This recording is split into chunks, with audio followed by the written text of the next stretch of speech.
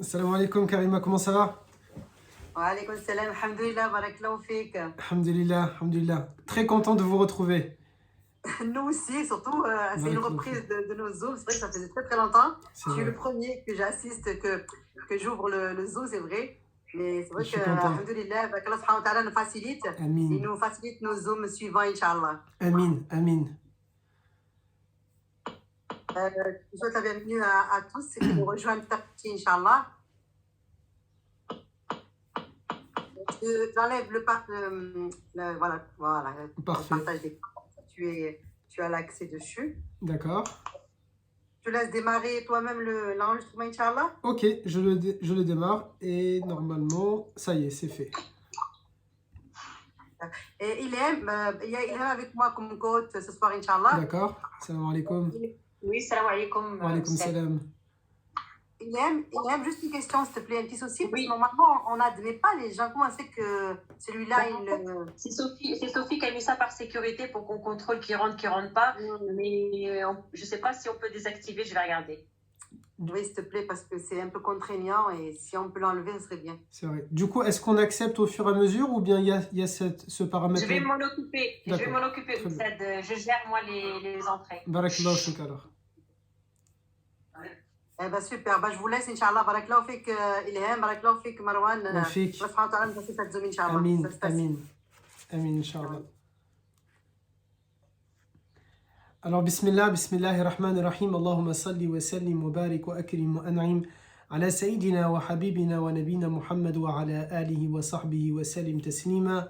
عدد ما احتى به علمك وخط به قلمك واحصاه كتابك وارض اللهم عن ساداتنا ابي بكر وعمر وعثمان وعلي وعن الصحابه اجمعين وعن التابعين وتابعيهم باحسان الى يوم الدين. اما بعد, salam alaikum wa rahmatullahi wa barakatuh à toutes et tous. Et avant même que je commence, je tiens, Karima, la sœur Karima disait que je suis le premier à intervenir pour ces Zooms-là. Et vraiment, je vous assure, et je ne le dis pas juste comme ça, parce qu'ils sont en train de m'inviter, je tiens personnellement à m'excuser auprès de Karima, de Ilham, de Sophie et de toutes les autres, parce qu'ils ne ménagent pas leurs efforts pour organiser ce genre d'événement-là. Ils ne ménagent pas leurs efforts pour organiser des cours à distance. Ils ne ménagent pas leurs efforts pour qu'on puisse intervenir. Et en tout cas, pour ma part, je l'ai fait pas mal galérer. Je m'étais déjà excusé l'année dernière. Je suis en train de me rendre compte que c'est un disque rayé et répété. Mais je suis vraiment désolé auprès de eux. Mais sachez que eux, en tout cas, ils sont très actifs. Ils essayent de mettre en place pas mal de choses, pas mal d'événements, pas mal de cours. Et c'est simplement malheureusement, en tout cas pour moi, pour ma part, je pense qu'après les différents intervenants, c'est exactement pareil parce qu'on n'a aucun souci avec eux. Au contraire, c'est une équipe féminine magnifique. C'est une équipe Akhawat Fillah réellement. Ce sont des sœurs Fillah, même pour nous. Elles ne sont pas que des sœurs Fillah entre elles. Elles le sont aussi pour nous. Et pour ma part, je n'ai pas été très à la hauteur malheureusement. Mais comme je l'ai dit à Sophie tout à l'heure, là, on va essayer de remédier à ça parce que ça nous ouvre à nous une opportunité, à nous les différents intervenants, de pouvoir s'adresser à des personnes qu'on n'a pas forcément dans nos contacts, dans nos réseaux sociaux. Ça me permet en tout cas pour ma part de pouvoir intervenir, de faire une intervention où en même temps en parallèle je peux l'enregistrer et le réutiliser pour moi-même, mais aussi de pouvoir m'adresser à des personnes, à des sœurs, à des frères qui sont en train d'écouter et qui ne seraient peut-être pas partis m'écouter sur YouTube ou dans une conférence. Donc, alhamdulillah, je suis très content qu'il me permette d'intervenir, très content d'ouvrir ce bal-là, d'être le premier à intervenir à vos côtés pour la reprise de ces Zooms-là, et en même temps très content de pouvoir m'adresser à vous, mes sœurs, à vous, mes frères qui êtes présents à travers justement ces rencontres-là, ces rencontres Zoom, si ça permet de pouvoir échanger avec vous, de vous connaître, si ça permet justement de pouvoir peut-être avoir un discours qui va faire son effet, parce que c'est l'objectif, je pense en tout cas, de chacune des intervenantes et des intervenants.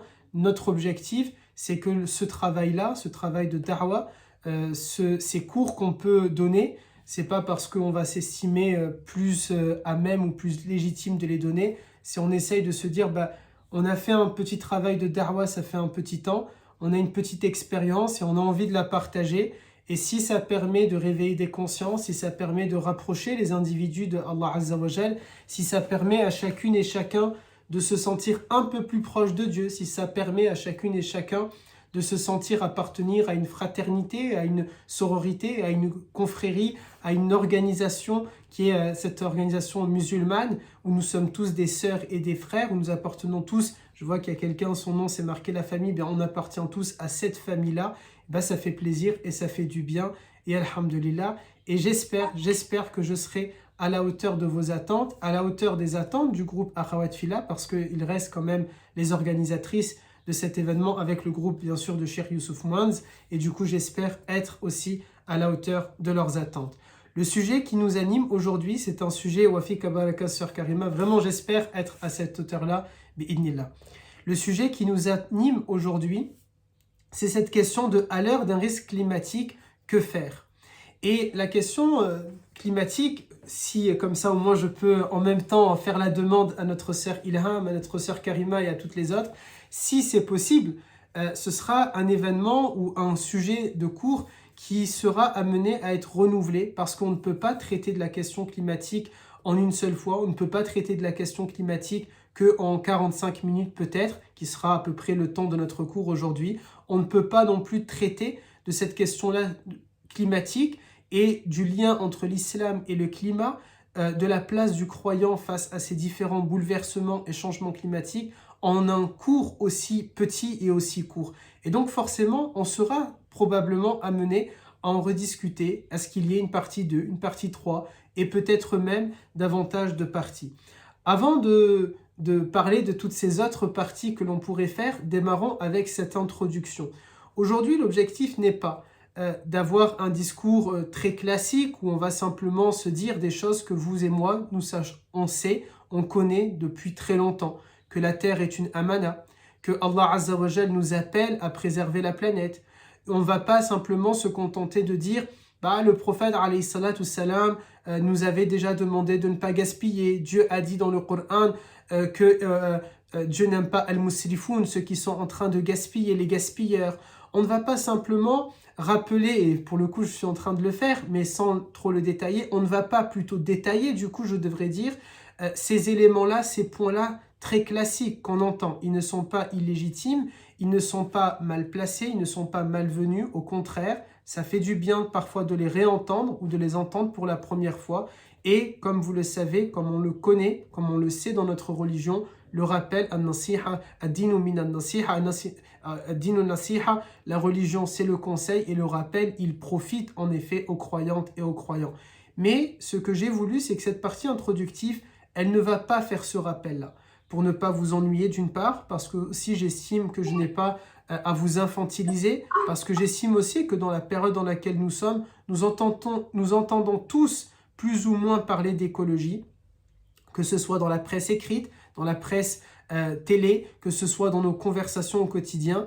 Et si vous avez des Greta Thunberg dans vos familles, si vous avez des adolescentes, des adolescents dans vos foyers, c'est une question qui est très discutée dans cette catégorie-là d'âge. Bien sûr, pas que et de manière exclusive ou unilatérale pour les adolescents, mais de manière générale, bien sûr, on est tous affectés ou tous concernés par la question climatique, mais eux font beaucoup plus preuve d'une prise de conscience. Peut-être que, je ne vais pas faire le vieux ici, peut-être mes élèves ou mes mentorés, s'ils sont en train de regarder, vont se dire « ça y est, Oustel, il est en train de s'imaginer qu'il est vieux », mais peut-être pour nous qui sommes un peu plus âgés, un peu plus grands, on n'a pas la même prise de conscience que eux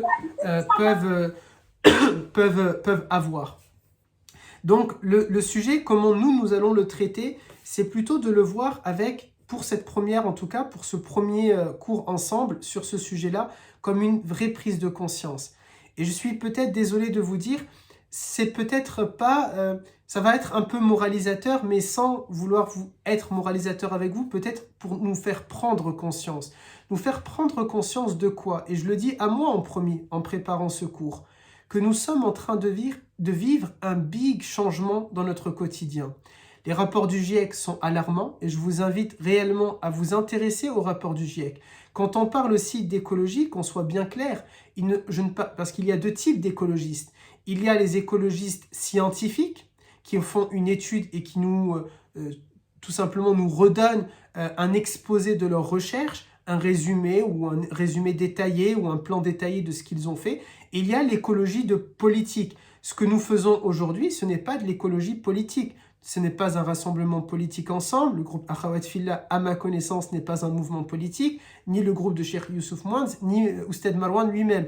Quand on parle d'écologie, ce n'est pas dans le sens de la politique qu'on le fait. Ça n'a rien à voir. On parle et on va parler d'écologie au sens scientifique. Et nous, en tant que croyants, parce que comme n'importe quel croyant, de n'importe quelle foi, qu'il soit juif, bouddhiste, hindou, chrétien, il va forcément analyser la situation. Et nous allons faire cela. Nous allons analyser les faits, les événements, et nous allons les lier à notre religion, à notre foi, à notre spiritualité, à notre rapport à Dieu.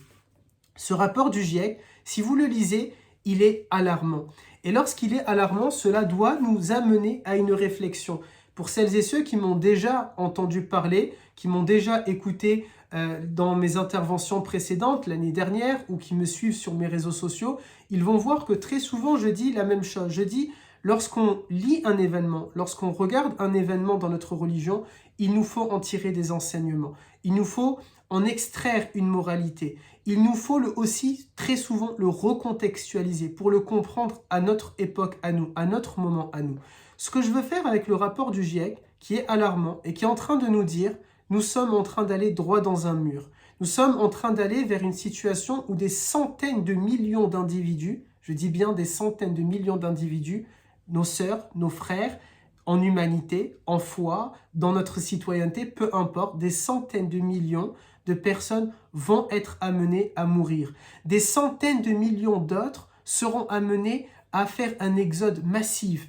Et il nous faut le lier à notre spiritualité. Lorsqu'on lit par exemple, et je n'ai pas l'habitude de parler énormément de la fin du monde parce que ce n'est pas un sujet qui m'intéresse en soi, dans le sens que je dis souvent, maintenant la fameuse parole, c'est de dire entre la fin du monde et la fin du mois, eh bien je choisis de parler de la fin du mois. Moi, avant même cette parole-là, je disais souvent aux élèves, il y a la fin du monde et il y a la fin de notre vie à nous. Et je préfère qu'on parle plutôt de notre fin à nous, la fin de notre vie, plutôt que de la fin du monde. Parce que, et bien sûr, seul Dieu connaît la date de la fin des temps, mais si on reste terre à terre et de manière rationnelle, la probabilité que nous avons, la probabilité de connaître la fin du monde ou notre mort, eh bien, on peut penser, à tort ou à raison, mais on peut penser et plutôt pencher sur le fait que c'est la probabilité tend plutôt vers la fin de notre vie plutôt que la fin dans le monde. Et c'est la raison pour laquelle le passage que je vais vous citer, je n'ai pas l'habitude en soi de parler de la fin des temps. Mais il y a ce passage-là dans la fin des temps, lorsque le prophète alayhi salatu salam nous le décrit, lorsque le prophète alayhi salatu salam nous en parle.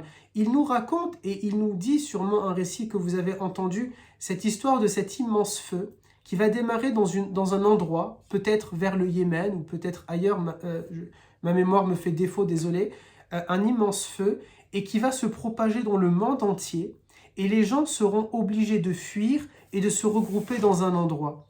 J'ai l'habitude de vouloir lire les textes, non pas de manière littérale, littéraliste, mais d'essayer de comprendre la illa, la raison d'être, d'essayer de comprendre le message caché du prophète alayhi salatu salam, parce que notre bien-aimé parle avec des métaphores, parce que notre bien-aimé alayhi salatu salam a eu l'habitude de citer des métaphores, parfois de ne pas dire les choses clairement, mais de nous pousser à l'imagination. Et Allah tabaraka wa ta'ala lui-même, azza wa jal, dans le Coran, il nous dit d'ailleurs dans un des versets, Dieu cite même en parabole une mouche. Et Dieu nous dit dans le Coran, il nous cite une parabole à un moment donné et il dit, seuls les doués d'intelligence vont comprendre. C'est-à-dire que Dieu, c'est la sunna divine, c'est une sunna, une tradition d'Allah azza wa jal, reprise par notre bien-aimé et que nous tentons d'essayer de reproduire ici, qui est de donner des métaphores et des images. Et puisque c'est inscrit dans cette tradition-là, on peut se poser, je ne dis pas que c'est ça, mais on peut se poser la question de manière légitime de savoir, est-ce que cet immense feu le feu fait référence à une chaleur. Le feu fait référence à quelque chose d'intense, de chaud. Est-ce que cet immense feu, finalement, ce n'est pas un réchauffement climatique? Est-ce que cet immense feu, ce n'est pas ce réchauffement climatique qui nous pousse toutes et tous demain, qui va nous pousser? Nous, alhamdulillah, je ne sais pas, mais il me semble de mémoire que les interventions que nous faisons avec Akhawat Fillah et le groupe de Cheikh Youssouf Mouand, ce sont des rassemblements qui rassemblent dans le monde entier. Il y a donc peut-être ici, parmi nous, des personnes, des sœurs et des frères qui vivent dans des pays qui sont beaucoup plus confrontés au réchauffement climatique que vous et moi, qui sommes confortablement installés en Europe, en Occident et particulièrement ici en France. Parce qu'on commence à le vivre, oui, mais de manière très relative, de manière très limitée par rapport à d'autres endroits dans le monde. Et si ce feu-là n'était pas cette chose-là, il nous faut à un moment donné, alors maintenant se poser cette question, si on part de ce principe, et si nous disons tout simplement que, in fine, c'est Allah Azza wa Jal qui accepte. Si nous disons que, in fine, c'est Dieu qui va décider si oui ou non il y a ce réchauffement climatique. Si, in fine, à la fin, en tant que croyantes et croyants, nous disons qu'il ne peut se passer, il ne peut arriver que ce que Dieu a décidé. On pourrait, et je ne dis pas que c'est mon avis, et il faut m'entendre jusqu'au bout, alors on pourrait se dire, quelques-uns, quelques-unes d'entre nous, pourraient se dire à ce moment-là, eh bien le réchauffement climatique, c'est comme ça tout simplement. Ce n'est pas notre faute, c'est un destin, c'est Allah Azza wa Jal qui l'a décidé. Je n'ai pas cette lecture-là. Parce que, encore une fois, et parce que nous sommes croyantes et croyants, et nous devons voir chaque événement et le lier à notre religion, la question climatique, le lier à la religion, nous disons dans l'islam, il y a deux types de choses que Allah Ta'ala peut nous envoyer. Allah Azza wa Jal peut nous envoyer une épreuve, et il peut aussi nous envoyer un châtiment. Allah Ta'ala peut nous éprouver de manière à tester notre foi, de manière à nous rapprocher de lui, mais en même temps, Allah Ta'ala peut nous punir.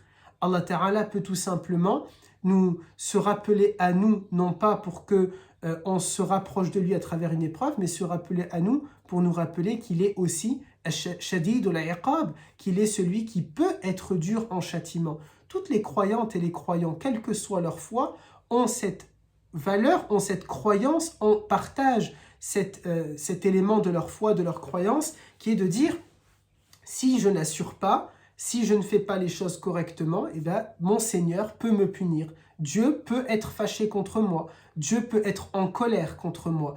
Et donc, je dois faire attention à ne pas le mettre en colère. D'ailleurs, nous le disons tous, 17 fois par jour, si nous faisons nos prières, nos 5 prières quotidiennes, nous disons Ihdina sirat al-mustaqim, sirat alladhina an'amta alayhim, ghayr al-maghdubin alayhim waladdallin. Qu'est-ce que nous disons lorsque nous faisons cette invocation quotidienne et à laquelle vous et moi nous répondons à la fin Amin et parfois un long Amin en disant Amin ya Rabbal Alamin.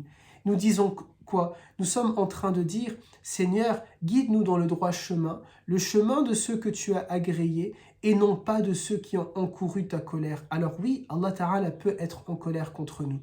Et il faut se poser donc la question, le réchauffement climatique, est-il une épreuve d'Allah Azza wa Jal ou est-il un châtiment d'Allah Azza wa Jal?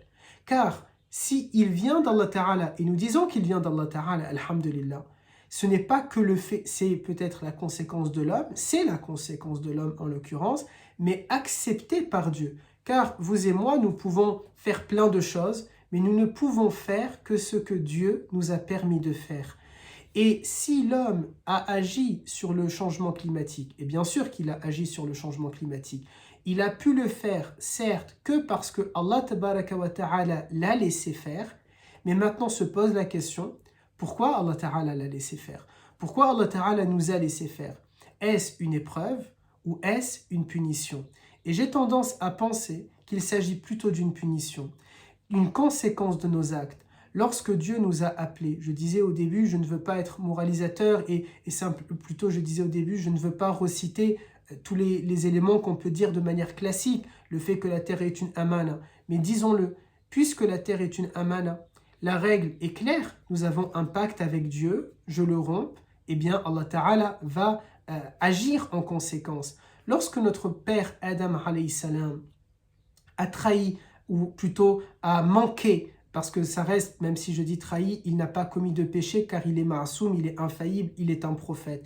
Mais lorsqu'il n'a pas respecté le pacte entre lui et Dieu, celui de vivre dans le paradis et de ne pas s'approcher d'un arbre et en manger de son fruit à la fin, c'est-à-dire in fine, mais simplement de ne pas s'approcher de l'arbre, que s'est-il passé? Il a trahi le pacte, Allah Ta'ala l'a puni. Nous disons, et j'ai eu l'occasion de le dire dans mon premier livre sur la voie prophétique, lorsque nous lisons l'ensemble des histoires dans le Coran qui concernent les prophètes antérieurs au prophète alayhi salatu salam, que ce soit le peuple de Nuh, que ce soit le peuple de Salih, le peuple de Hud, ou encore le peuple de Sayyidina Yusuf alayhi salam, n'importe lequel de ces peuples-là, nous lisons, lorsque nous lisons le Coran, que Allah tabaraka wa ta'ala, à un moment donné, in some point, lorsqu'on arrive à un point donné, eh bien Allah Azza wa Jal a décidé, dans sa sagesse et dans sa miséricorde, de les punir parce qu'ils ont rompu un pacte entre eux et Dieu. Et du coup, il en est de même pour nous tout simplement. Si je romps le pacte avec Dieu, nous pensons en tant que croyantes et croyants qu'Allah Ta'ala peut et va à la fin forcément nous punir. Le réchauffement climatique, c'est peut-être une lecture réformiste, c'est peut-être une lecture anodine, c'est peut-être une lecture comme il en existe très peu, mais je l'assume et je le revendique. Oui, je crois que le réchauffement climatique, bien sûr, il est la conséquence des hommes, et en disant ça, c'est très important, parce que ne pas dire il est la conséquence des... Alors, il est la conséquence des hommes, et donc du coup, Allah Azza wa Jal, Allah Ta'ala a décidé de nous punir parce que, tout simplement, parfois pour nous faire réagir et parfois pour nous dire vous êtes allés trop loin. Et en effet, nous sommes allés trop loin. Une déforestation massive, une surconsommation, alors même que nous sommes la communauté du juste milieu. Et bien sûr, pas que nous, musulmans, qui avons causé du tort, mais nous disons en tout cas être khayra ummatin ukhrijat linnas. Nous disons et nous affirmons avec force. Nous pensons que nous devons être des modèles et des exemples pour l'humanité entière. Nous disons et nous affirmons que Allah Ta'ala nous a honorés avec notre foi musulmane pour pouvoir montrer la voie aux individus, les faire mener vers leur fitra, vers leur inné, vers leur nature première qui est de retrouver Dieu. Nous disons et nous affirmons avec force que nous sommes la meilleure des communautés, comme bien sûr d'autres communautés l'affirment. Mais elles, si elles l'affirment, c'est entre elles et elles-mêmes. Elles vont essayer de le prouver sur le terrain, puisque nous sommes à quelques jours de la Coupe du Monde.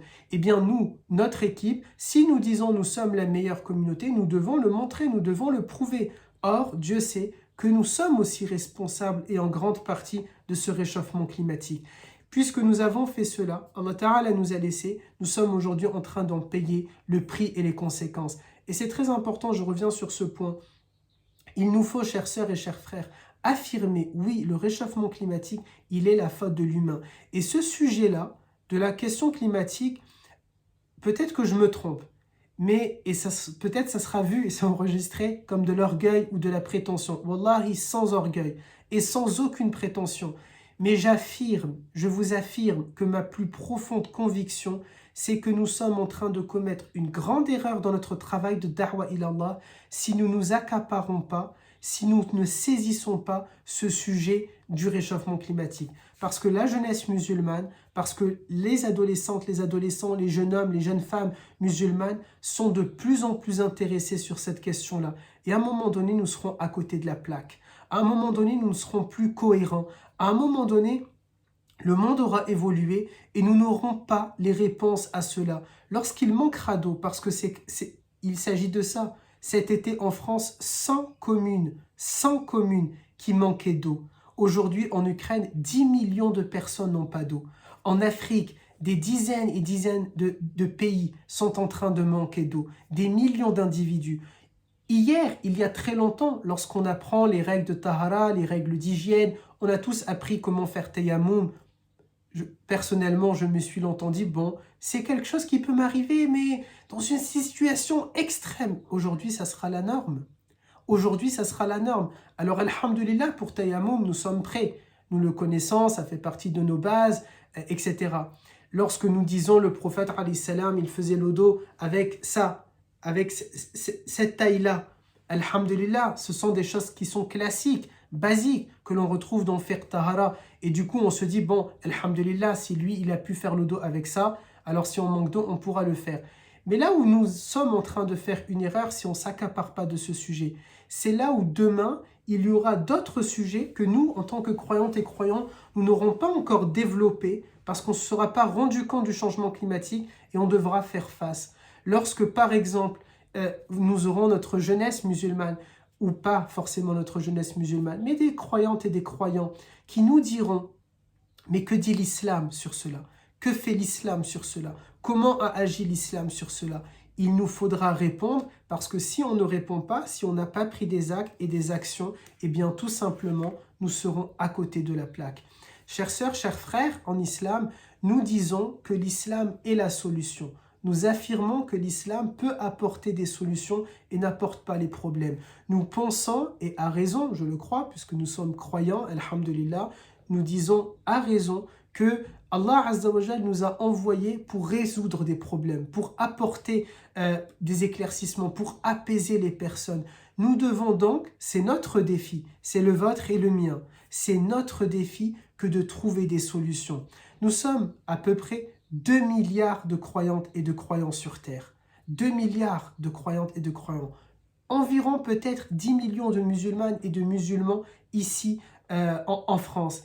Si nous agissons, vous savez, dans le réchauffement climatique, souvent on dit « mais si une personne elle fait, ça ne va rien changer ». Je ne sais pas, c'est discutable. Est-ce que si une seule personne, elle décide de baisser son chauffage, si une seule personne décide de rouler moins vite, si une seule personne décide d'éteindre la lumière, c'est discutable, ça peut être l'objet d'un débat. Est-ce que réellement, ça apporte une solution ou pas? Allez, disons, je vais mentir, disons que, ok, ça n'apporte aucune solution. Je dis je vais mentir, c'est-à-dire je sous-entends ma position et mon avis. Je crois plutôt dans l'effet papillon. Je crois plutôt, personnellement, que même si une personne agit, ça peut le faire. Mais oublions cela. Et regardons le côté de la religion. Dans le cadre de la religion, par contre, non. Nous disons, si une seule personne agit, alors oui, ça peut avoir un impact. Et j'en veux pour preuve quoi? Lorsque nous disons, même si nous guidons une seule personne, cela vaut plus que les richesses de l'humanité entière. Lorsque nous disons dans notre religion, par exemple, Man sana fil islami sunnatan hasana falahu ajru man amila bihi illa yawmil qiyamah. Lorsque nous disons dans notre tradition religieuse, celui qui va instaurer, celui au singulier, celui qui va instaurer une seule bonne action, alors il a la récompense autant de fois que les gens sont en train de l'imiter, sans enlever la récompense à ceux qui l'ont imité. Et donc, si on oublie le côté rationnel et terre à terre, mais qu'on regarde simplement le côté spirituel, oui, 1000 fois oui, 1 milliard, 2 milliards, je prends le prix du nombre de musulmans, 2 milliards de fois oui, une personne d'entre nous qui agit, alors ça aura un impact entier. De plus, et j'en veux aussi pour preuve, nous sommes unis que nous le voulions ou non. La sœur Karima, la sœur Ilham et moi, qu'on le veuille ou non, nous sommes liés tous les trois. Qu'on le veuille ou non, je suis lié à vous et vous êtes liés à moi. Nous sommes tous liés, liés par un lien de spiritualité. Alors qu'on le veuille ou non, et encore ce serait discutable puisque nous sommes libres tout simplement de quitter l'islam et on ne serait plus liés bien sûr par ce lien de spiritualité. Mais au moment où chacune et chacun d'entre nous revendique et affirme « je suis musulmane, je suis musulman », alors que je le veuille ou non, nous sommes liés, nous sommes dans le même bateau, nous sommes dans la même galère et nous sommes tous nous avons tous le même job. Nous devons tous montrer l'exemple. Et l'un d'entre nous, l'une d'entre nous, ne doit pas être à côté de cela, ne doit pas faire un travail qui est en train de détruire, parce que nous sommes un. Le prophète, alayhi salam, nous l'a dit là aussi. Vous êtes la umma, cette communauté, elle est comme un seul corps. Elle est comme un seul corps. Et le prophète, alayhi salam, va plus loin. Il dit si un seul a mal, et Dieu sait que nous sommes loin de cette réalité, si un seul a mal, alors c'est tout le corps qui a mal. Aujourd'hui, je ne parle pas d'un mal comme ça classique, mais ça peut être dur ce que je vais dire. Mais il y a aussi des choses qui sont aussi pires que la guerre. Lorsque vous avez des pays qui risquent d'être détruits, lorsque vous avez des littorales qui risquent d'être inondés, lorsque vous avez des personnes qui doivent fuir parce qu'il n'y a plus une seule goutte d'eau, et peut-être celles et ceux qui sont d'origine ou qui ont de la famille au Maroc, en Algérie, le savent. Parfois, lorsqu'on va y aller, lorsqu'on va se rendre dans ces pays, ou en Afrique, au Sénégal, au Mali, en Mauritanie, lorsqu'on va parler avec les gens au pays, ou lorsqu'on va échanger avec eux, lorsqu'on va se rendre sur place, parfois presque les larmes, ils le sentent avec beaucoup plus de force que nous. Il y a quelques semaines, j'étais au Maroc et je vous assure, les personnes âgées là-bas, lorsqu'elles me parlent, elles me disent droit dans les yeux, on dirait, elles me demandent comme nous, on peut le faire entre nous, fais-moi dua s'il te plaît, j'ai une épreuve, fais-moi dua s'il te plaît, ça ne va pas. Ils vous disent avec des larmes, s'il te plaît, fais dua pour qu'on ait de la pluie. Vous avez de la pluie là-bas en France? Oh, masha'Allah, nous, on n'en a pas. Il pleut un peu, alhamdulillah, à Tenrir. Il a plu un peu dans tel endroit. Ils ressentent ce changement-là. Si nous sommes un seul corps, si nous devons avoir mal lorsque d'autres ont mal, alors oui, nous devons avoir mal et nous inquiéter de ce changement climatique qui est en train de toucher de nombreux pays. Lorsque nous regardons l'Indonésie, le plus grand pays musulman par exemple, le plus grand pays musulman, c'est donc une fierté de se dire, masha'Allah, le plus grand pays musulman. Et lorsqu'on voit les tsunamis, les séismes, avec le nombre de morts par centaines et centaines, pour ne pas dire par milliers, si vous regardez les courbes des morts lorsqu'il y a ces tsunamis, lorsqu'il y a ces mouvements des plaques tectoniques, etc. Mais ça ne vient pas, je suis désolé de le dire comme ça, mais ce n'est pas un destin. On parle ici de destin dans le sens, ce n'est pas un ordre de Dieu qui descend comme ça et qui frappe et on dit alhamdulillah, ils sont morts, martyrs et je ne sais pas. Non, c'est l'action. Oui, c'est Dieu qui a accepté cela, bien sûr, toute chose. En tant que croyantes et croyants, nous disons, c'est du ressort de la décision finale, le décret final, c'est Allah Azza wa Jal. C'est comme dans une loi, la loi peut être écrite par un ministre, par un parlementaire, mais le décret à la fin, c'est le président qui le signe. Et donc, il peut avoir parfois, selon les lois, un dernier mot. Eh bien, Allah Azza wa Jal a ce dernier mot. Il a le mot final. Mais ce n'est pas lui qui a rédigé ce changement-là. Dieu a connaissance, Dieu a laissé faire, oui, mais c'est la conséquence des hommes. Quelle conséquence? La déforestation, tout simplement. Et là encore, j'en veux pour preuve quoi? Dans le Coran, lorsque nous lisons, et on a tendance parfois à le faire pour tenter de convertir ou tenter de dire légitimement, il n'y a pas de problème, que le Coran est un miracle scientifique, etc. Qu'est-ce qu'on va citer parmi les miracles?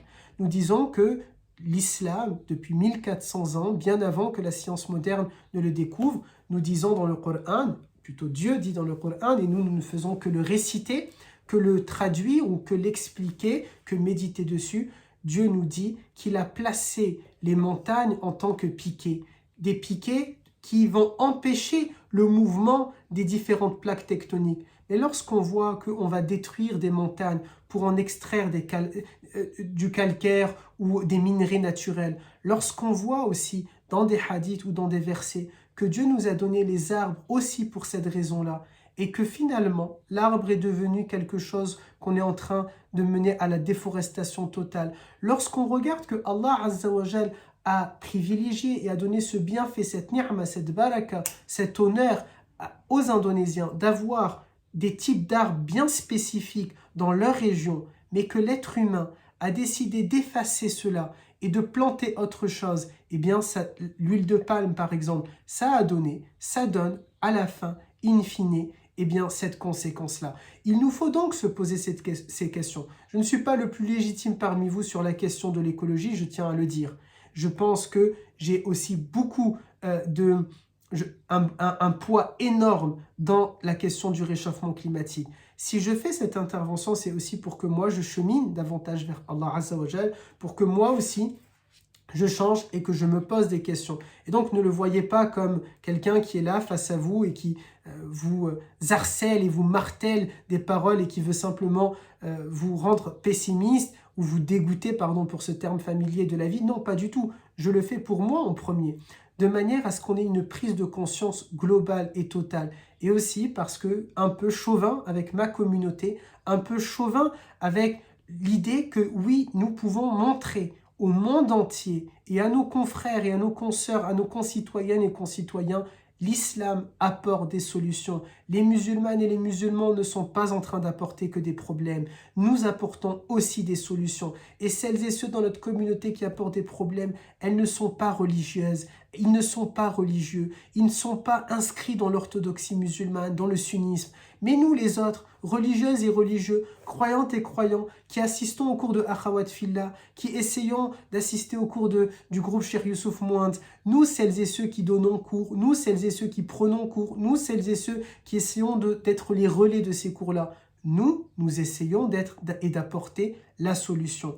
Et il nous faut, et il vous faut, et il me faut surtout, parce que c'est à moi que je le dis en premier, se poser ces questions-là. Quel est mon impact dans le monde aujourd'hui? Quelle est mon empreinte? On parle d'empreinte carbone, et c'est un terme que j'aime beaucoup.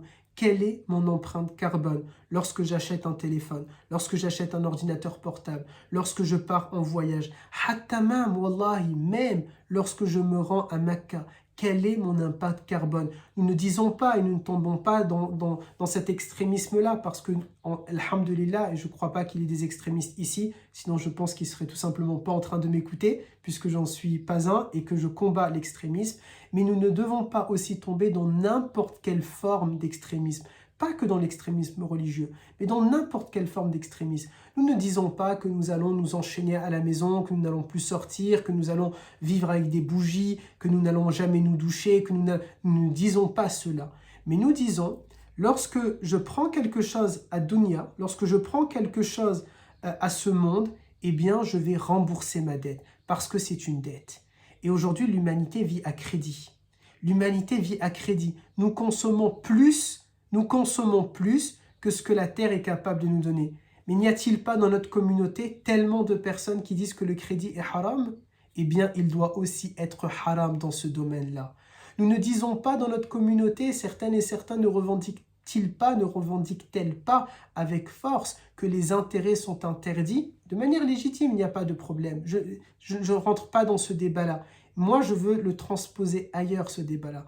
Eh bien, nous ne devons pas aussi prendre à dunya avec des intérêts qui seraient interdits. Il nous faut faire attention à combien je prends à la société et à combien je dois rendre. Enfin, nous disons aussi, les biens, ils sont parfois des biens généraux. Et nous disons dans l'islam, par exemple, que la fraude est interdite.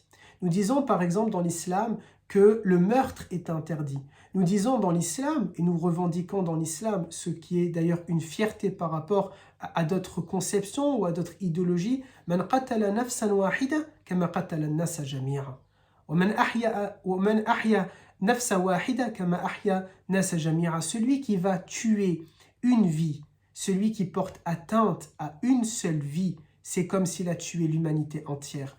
Nous sommes, et c'est normal, et alhamdulillah, et je vous invite à le faire, nous sommes légitimes à le dire et à le répéter à chaque fois qu'il y a des attentats. Nous n'avons rien à voir avec cela. Nous disons dans notre religion, celui qui tue une vie, c'est comme s'il a tué l'humanité entière. On ne dit pas celui qui a tué un musulman. On ne dit pas celui qui a tué une croyante ou un croyant. Non, nous disons man qatala nafsa wahida, une vie, une simple vie. Et vous savez qu'il y a des savants qui partent même dans la conception de dire c'est même celui qui a porté atteinte à la vie d'un animal juste comme ça de manière gratuite, pour rien. Il ne veut pas manger de la viande de cet animal, il ne veut pas utiliser sa peau pour en faire des vêtements, il ne veut pas le chasser, le prendre pour en faire peut-être une expérience scientifique en vue de créer un médicament. Non, juste comme ça, gratuitement, il a tué. Eh bien, certains vont considérer, même là, il a tué une vie, un être vivant, même là, c'est comme s'il a tué l'humanité entière. Eh bien, lorsque nous disons ça, que nous l'affirmons, et je pense que je n'apprends rien à personne sur ce hadith-là, on le connaît toutes et tous et depuis très longtemps. Et, alhamdulillah, il existe, cette parole-là existe, et elle est dans nos textes scripturaires, et c'est réel, on ne l'a pas inventé, on ne le dit pas juste pour faire plaisir, on ne le dit pas pour s'échapper, on ne le dit pas pour dire « Ah, s'il vous plaît, nous, on n'a rien à voir avec cela ». Non, nous le disons déjà depuis 1400 ans, ce n'est pas nouveau. Mais puisque nous disons ça et que nous l'affirmons, alors nous devons nous poser la question. Les morts dues à dues à la pollution. 50 000 personnes chaque année en France qui meurent à cause de la pollution. Eh bien, puisque dans le Coran, il est cité que nous serons questionnés même sur la moindre des toutes petites choses que nous n'avons même pas imaginées et pensées. Et Allah Ta'ala a des magnifiques greffiers. Allah Ta'ala a de magnifiques scribes. Allah Ta'ala a de magnifiques anges qui sont en train de tout noter. Bien sûr, il n'a pas besoin de eux, il sait Azza wa Jal. Mais n'empêche que c'est écrit noir sur blanc, ou peut-être blanc sur noir, je ne sais pas la couleur de l'encre, et même c'est quelque chose qui nous dépasse, mais c'est écrit. Nous aurons une part de responsabilité. Certes, vous et moi, nous n'avons pas tué. J'espère d'ailleurs qu'il n'y a pas de meurtrières et de meurtriers parmi vous. Nous n'avons pas tué directement ces individus, mais nous avons une part de responsabilité. Et moi, le premier, si j'ai une part de responsabilité, ça c'est Dieu qui fera le calcul. Il est le plus grand des mathématiciens, le plus grand des statisticiens, le plus grand des êtres qui est capable de faire cette probabilité-là. Et cette mesure-là, Dieu ne trompe pas dans la mesure. Allah Ta'ala, au contraire, il dit « Waylul lil mutaffifin » malheur à ceux qui vont transgresser dans la balance. Il, Azza wa Jal, est exempt de tout défaut. Il ne va pas tricher, il ne va pas mentir, il ne va pas trafiquer les résultats. Ils seront réels et sincères. Mais on peut, nous, peut-être imaginer, et encore, je pense que ce serait compliqué, mais si Dieu a considéré que je suis responsable à 0,000000001% de la mort d'un de mes concitoyennes ou concitoyens en France, eh bien, je vais quand même le payer. Ça reste, c'est-à-dire qu'à la fin, j'ai participé à ce meurtre-là, à travers mes actions. Et donc, c'est là où j'ai envie de vous dire, et ce gros coup de massue, mais ce n'est pas juste volontaire, juste pour le dire comme ça, alors à ce moment-là, oui, nous sommes dans la galère. Oui, nous allons être dans une situation compliquée. Et j'ai envie de reprendre des mots de personnes qui peuvent le dire de cette manière-là. Imaginez-vous, j'ai déjà dit ainsi à mes garçons ici à Montpellier, imaginez-vous que nous allons être jugés à côté de Abu Bakr, de Omar, de Uthman, de Ali, d'Al-Hassan, d'Al-Hussein, de Ja'far, de Khadija, de Aïcha, de Hafsa, de Saouda, etc. Nous allons être jugés à côté de ces individus-là. Eux, non seulement nous considérons qu'ils sont parfaits, en tout cas que Allah Azza wa Jalla leur a pardonné toutes leurs erreurs et tous leurs péchés s'ils en ont commis, qu'ils entrent au paradis, mais en plus de ça, à leur époque, le réchauffement climatique n'était pas celui qu'il est aujourd'hui. Et du coup, nous, regardez sur tous les plans, nous ne devons pas faire attention qu'à nos péchés traditionnels que l'on peut connaître, tuer, mentir, faire des trafics, frauder, etc. Non, nous devons aussi nous intéresser à d'autres types de péchés, à d'autres types d'erreurs, à d'autres types d'écarts, parfois plus subtils, mais que nous pouvons réaliser. Je crois que j'ai dit pas mal de choses. Je dirais aussi, pour ne pas tarder, le khilafa, le fait que Allah Ta'ala nous a établis en tant que khalif sur terre. Nous disons que al-khilaf a ces deux éléments, al-ibada wa taklif, l'adoration et le travail, le fait de développer la terre. Ce développement-là, nous avons inventé, les humains ont inventé le terme de développement durable. Eh bien oui, je vais développer la terre, mais je dois le faire de manière durable. Aussi, nous disons tout simplement que dans la amana, ce que je prends, je dois le rendre dans l'état que je l'ai pris. Nous devons laisser... Non, je ne peux pas maintenant, c'est-à-dire il y a des choses qui sont irréversibles. Lorsque le GIEC dit quoi que l'on fasse, même si on arrêtait tout, quoi que l'on fasse, il y aura 1,5 degré supplémentaire. Eh bien ça, c'est-à-dire je ne peux pas le changer. Eh bien, je vais essayer le plus possible de compenser. Quelqu'un qui est surendetté, quelqu'un qui, on dit de manière, je pense qu'ici, il y a des parents qui diraient le même discours à leurs enfants. Si vous avez un enfant qui prend conscience, ah tiens, je vais faire la prière, même s'il avait 20 ans, et qu'il vous dit, ah non, mais ça y est, finalement, je ne vais pas faire la prière. Parce que tu t'imagines, maman, papa, je vais devoir rattraper 10 ans de prière. Non, non. Qu'est-ce que vous allez lui dire naturellement? Non, fais au moins, fais maintenant. Au moins, n'augmente pas ta dette vis-à-vis de Allah Azza wa Jal. Au moins, de 20 ans jusqu'à ton décès, tu as prié. Et ta dette, on ne dit pas qu'elle est effacée de 10 ans à 20 ans. Vaut mieux qu'il n'y ait que 10 ans de dette plutôt qu'il y ait 50 ans de dette de prière. Eh bien, vaut mieux avoir compensé le plus possible notre impact carbone, notre impact dans la société, plutôt que de ne rien compenser et se retrouver avec une immense dette demain. Je dirais également, pour finir, j'ai participé à la rencontre annuelle des musulmans du Sud le week-end dernier et je suis arrivé à un moment donné dans une conférence, mais vraiment à la fin. Alors, je le dis publiquement ici, je ne connais pas ce projet, je ne connais pas les responsables de ce projet, je ne sais pas ce que ça vaut ce projet, je ne sais pas non plus est-ce que c'est sérieux, pas sérieux, droit, pas droit, légal ou illégal, je n'en sais rien. Mais la seule chose que je peux vous dire, c'est que j'ai entendu comme ça le nom à la fin, la mosquée verte, et ça m'a beaucoup plu. La mosquée verte.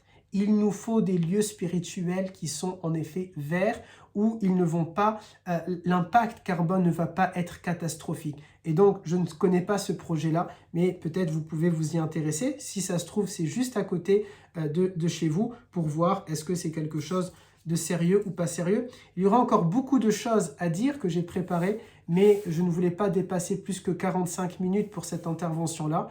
Et j'espère que ça a été profitable. J'espère que je réponds à vos attentes, aux attentes des administratrices, des administrateurs, que je réponds aussi à vous, chères sœurs et chers frères qui assistaient à ce cours-là. J'espère que je n'ai pas eu la posture de quelqu'un qui est simplement là, qui est moralisatrice comme ça et qui est simplement en train de vous citer tout un tas d'éléments et de choses. Ce n'est pas ma volonté et sincèrement désolé si ça a pu paraître de cette façon-là, mais c'est vraiment pour nous pousser à avoir cette réflexion ensemble, se poser cette question ensemble. Est-ce que, quel est mon impact? Allah Azza wa Jal va me juger. Et qu'est-ce que je vais répondre à Dieu? Qu'est-ce que je vais dire à Dieu? C'est tout simplement ça. Et je crois que cette réalité-là, qu'est-ce que je vais répondre à Dieu? C'est quelque chose que toutes et tous, et tous les intervenants, quels qu'ils soient, n'importe quel jour, n'importe quelle thématique, quand ils interviendront ici ou ailleurs, sur Zoom avec le groupe Akhawat Fillah ou ailleurs sur une autre plateforme, que ce soit en présentiel ou en distanciel, je pense que n'importe lequel des intervenants se posera toujours aussi cette question-là. N'importe laquelle et lequel des sœurs et des frères qui assistent se pose naturellement cette question-là. Qu'est-ce que je vais dire à Dieu le jour où il va me questionner sur n'importe quelle action que j'ai faite et que j'ai fait? Lorsque j'entends cette parole qui me revient de Nabi alayhi salam, qui dit à Oussama, qui a tué par inadvertance, ou plutôt il avait tué volontairement, mais une âme innocente, et que le prophète lui dit « Je n'aimerais pas être à ta place, ya Oussama, je n'aimerais pas être à ta place ». Eh bien, on peut se poser légitimement, et plutôt se dire légitimement « Je n'aimerais pas être à ma place le jour du jugement, personnellement. Je n'aimerais pas être à ma place le jour du jugement, personnellement. Et je n'aimerais pas être à ma place le jour du jugement, personnellement. » Alors faisons tout pour être, vous savez, comme ces enfants qui peuvent venir vous voir, les parents parmi vous. Ils vont essayer de venir vous voir, ils savent qu'ils ont une mauvaise note, ils savent qu'ils ont un rapport, mais ils vont essayer de venir vous voir en vous donnant aussi pas mal de bonnes notes. Et en se disant, bi'idnillah, maman et papa, ils vont être cléments. Eh bien, essayons. Si on n'a pas que des bonnes notes et que le contrôle est passé, que nous avons déjà fait nos mauvaises notes, essayons de donner à Dieu de bonnes copies, avec de bonnes notes, et espérons, parce qu'il est miséricordieux, et que Dieu nous impose de ne pas désespérer de sa miséricorde, en disant « Ya ayyuhalladhina amanu la taqnatu min rahmatillah » ne désespérez pas de la miséricorde de Dieu, ne désespérons pas, c'était pas le but, c'était pas de nous casser le moral et de nous détruire psychologiquement, bien au contraire, c'est de garder espoir et de se présenter devant notre Seigneur, devant Dieu, avec de bonnes notes, avec une jolie copie. Faisons-le, chères sœurs et chers frères, pour nous-mêmes, parce qu'on en a besoin. Nous vivons dans cette planète-là. Il y a cette fameuse phrase qui est reprise par plein de dirigeants mondiaux et de dirigeants d'ONG et que j'ai envie de reprendre moi aussi. Nous n'avons qu'une seule maison, ne la brûlons pas. Nous n'avons qu'une seule planète, ne la brûlons pas. Allah Ta'ala ne nous a pas donné d'autres terres. Allah Ta'ala nous a donné cet endroit-là. Ne le gâchons pas, ne le détruisons pas. Enfin, Dieu dit « وَجَعَلْنَا لَكُمُ الْأَرْضَ مَسْجِدًا » On a fait que la terre entière est une mosquée. Imaginons maintenant, étons-nous capables de détruire comme ça, bêtement, gratuitement, de salir, de détruire, de polluer une mosquée? Ne le faisons pas avec la planète Terre. Barakallahu fikum. Je crois qu'il n'y avait que quelques petits messages que je n'ai pas vus pendant que je faisais. Juste, je vérifie. Barakallahu fik, Wafik. Oustad. C'était Wa un fik. très bon rappel et ça permet vraiment de se Alhamdulillah. remettre en cause et de se dire qu'on est tous concernés par ce sujet, que ce n'est pas que politique.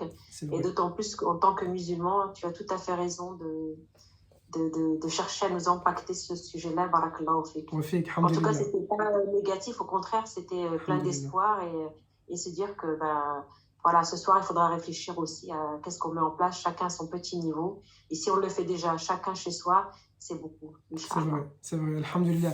Tant mieux, chère sœur, que ça vous a plu et tant mieux que ça répond à vos attentes et que ça a été bénéfique. C'était l'objectif. J'espère que vous partagez toutes et tous ce sentiment-là. Wa fik. Barakallahu fik, Marwan. Wa fik, chère sœur. J'étais un peu là, un peu pas là, parce que j'ai du monde ce soir. Il n'y a pas de C'est problème. pas évident. Il n'y a pas de problème. Si j'habitais à côté, j'aurais débarqué à l'improviste là. Ah, مرحبا avec Mme Saïd et le dîner entre moi. Ah, pardon. Du coup, tu aurais été le bienvenu. Barakallahu fik. Avec plaisir. Prochainement, Inch'Allah, entre sudistes, Inch'Allah. J'ai hâte de rencontrer ton époux depuis le temps qu'on échange ensemble, justement. Avec plaisir, Inch'Allah, avec plaisir. En tout cas, on remercie nos frères et sœurs qui ont été là ce soir. Et au plaisir, Inch'Allah, j'espère que c'est une première parmi d'autres séances, Inch'Allah. Inch'Allah. Mais Inch'Allah. Karima, moi, ça me donne l'idée que ce sujet-là, ça peut être aussi traité pour les adolescents. Oui, surtout que Zad Marwan est très, machallah, il a d'expérience avec les adolescents, donc tu peux lui en parler, Inch'Allah, du projet et voir avec lui. Bien dans le groupe. Exactement, exactement. Bismillah. Barakallahu fik. Wa fik. Avec plaisir, bi'idhnillah. J'attends votre message alors, Inch'Allah. Barakallahu fik, avec plaisir. Wa fik. Prenez soin de vous. Barakallahu fik. Il sera mis à la demande, Inch'Allah, parce qu'il y a une sœur qui demande la discussion. Donc, on le postera, Inch'Allah, ou si j'oublie, veuillez un message privé pour cela. Je sais pas, Karima, est-ce que c'est moi qui dois t'envoyer le lien ou bien non, dès que je vais mettre arrêter l'enregistrement, tu y as accès directement? Oui, je préfère que ce soit toi, Marwan, comme ça, directement, ils ont accès. D'accord, c'est-à-dire, moi, en fait, là, j'ai simplement à mettre arrêter l'enregistrement et ensuite, comment ça se passe? D'habitude, tu le prends directement, je pense, non? Ou bien tu veux que on te l'envoie? Alors, moi, en fait, quand je publie les vidéos, j'ai un portable juste à côté, en fait. Et mais là, j'ai mis enregistrement aussi sur Zoom. Donc, en fait, il y a les deux. Mais je ne sais pas ce que toi, tu veux. Si tu veux, en fait, l'enregistrement Zoom, bah, moi, en fait, là, je vois qu'il vient de s'arrêter l'enregistrement. C'est moi qui ai arrêté. D'accord, pas de problème. Du coup, je ne sais pas, en fait, cet enregistrement-là sur Zoom, si vous y avez accès. Enfin, si vous y avez accès, c'est bon. Et si... Oui. Ok. Et si vous voulez, moi, la vidéo que j'enregistre aussi avec le portable, c'est aussi possible. Dès que je le publie, je t'envoie le lien avec plaisir. Il n'y a pas de souci alors. On fait comme ça, Inch'Allah. Moi, je t'enverrai quand même celui du Zoom et tu verras toi ce que tu... Ok.